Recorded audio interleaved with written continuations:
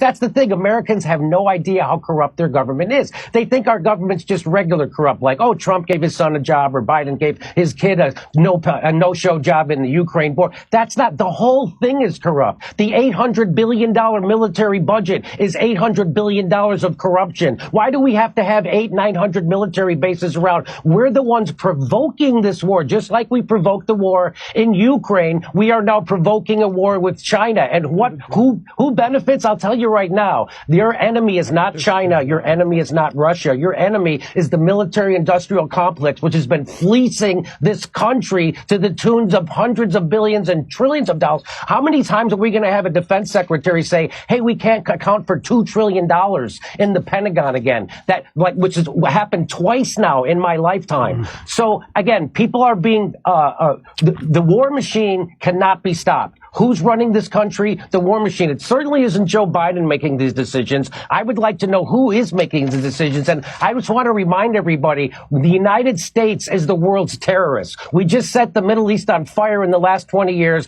And now we're doing a proxy war in Ukraine, which we provoked, NATO provoked, and was just admitted that we provoked it by the former prime minister of Germany. And now we're trying to saber rattle with China, and they're predicting a war.